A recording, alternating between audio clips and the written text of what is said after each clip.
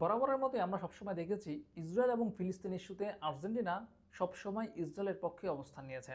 যতবারই এই জিনিসটা নিয়ে জাতিসংঘে ভোটাভুটি হয়েছে, আর্জেন্টিনা ইসরায়েলের পক্ষে ভোট দিয়েছে। যতবারই তাদের প্রেসিডেন্ট কোনো মন্তব্য করেছে, তারা ইসরায়েলের পক্ষে মন্তব্য করেছে। যারা বলেছে যে ইসরায়েলের আত্মরক্ষার অধিকার আছে, তারা ফিলিস্তিনে হামলা চালাচ্ছে, সেটা তাদের আত্মরক্ষার্থে তারা হামলা চালাচ্ছে, এই ধরনের কথাগুলো তারা বলছে।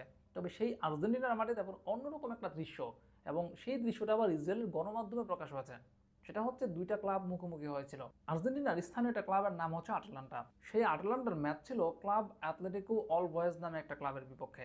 এবং এই যে দুইটা দলের মধ্যে আটলান্টা যে দলটা রয়েছে, তার যে শেয়ার, তার যে মালিকানা, সেটার সিংহভাগ শেয়ার হচ্ছে ইহুদি একটা প্রতিষ্ঠানের, বা ইহুদিদের বলাই যায়।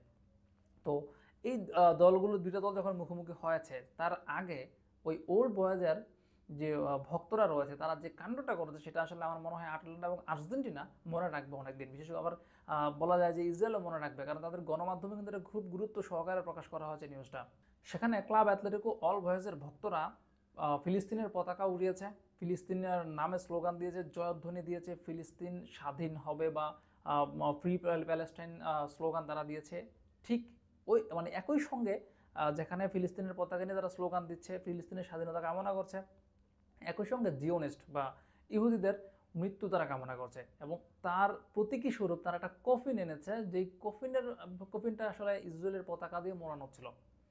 এবং এই ঘটনাটা আসলে ইসরায়েলে ব্যাপকভাবে নাড়া দিয়েছে। একই সঙ্গে আর্জেন্টিনা তো এটার তোলপাড় সৃষ্টি করেছে।